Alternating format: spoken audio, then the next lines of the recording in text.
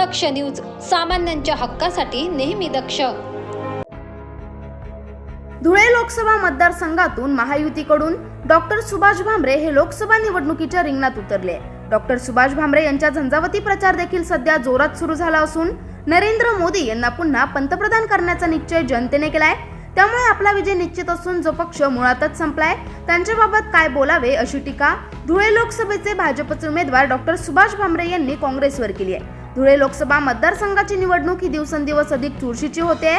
महाविकास आघाडीकडून काँग्रेसच्या डॉक्टर शोभा बच्छाव यांना तर महायुतीकडून भाजपचे डॉक्टर सुभाष भामरे यांना उमेदवारी जाहीर करण्यात आली आहे. भाजपचे उमेदवार डॉक्टर सुभाष भामरे यांच्या प्रचाराचा झंझावात सुरू झाला असून मतदारांचा आपल्याला उत्स्फूर्त प्रतिसाद मिळत आहे.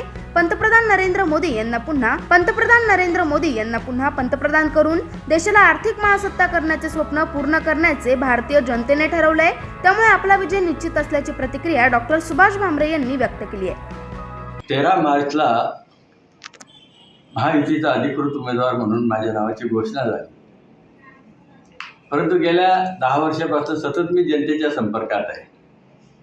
असा काही प्रकार नाही की आता निवडणूक आली म्हणून लोकांपर्यंत जातोय, लोकांना भेटतोय. गेल्या 10 वर्षात सतत लोकांपर्यंत जाणारा खासदार म्हणून माझी ओळख आहे. आणि 10 वर्षात विकासाची अनेक कामं झालेली आहेत. प्रत्येक मतदारसंघामध्ये, विधानसभा मतदारसंघामध्ये, तो धुळे शहर असेल, धुळे तालुका असेल, शिंदखेडा तालुका असेल, बागलाण तालुका असेल, मालेगाव तालुका असेल, मालेगाव शहर असेल. आणि याच्या आधी कधीही इतक्या प्रमाणात खासदाराच्या माध्यमातून कामं झालेली नव्हते. आणि खासदार आधी लोकांना दिसायचे नाही. परंतु असं एकही गाव नाही असेल आणि जिथं माझा संपर्क कमी पडला असेल एखादं विधानसभा, असा कुठेही प्रकार नाही आहे. त्यामुळे लोकांचा आशीर्वाद आहे. परंतु गेल्या 10 वर्षात मोदी साहेबांच्या नेतृत्वाखाली या देशाचा सर्वांगीण विकास झाला आहे. समाजातील सगळे घटक, दलित, आदिवासी, तरुण, महिला या सगळ्यांना एम्पॉवर करण्याच्या अनेक मोठ्या योजना राबवल्या गेल्या आहेत. त्याचा परिणाम समोर दिसतोय. आणि मोदी साहेबांच्या नेतृत्वाखाली भारत एक आर्थिक महासत्ता म्हणून समोर येतं आहे.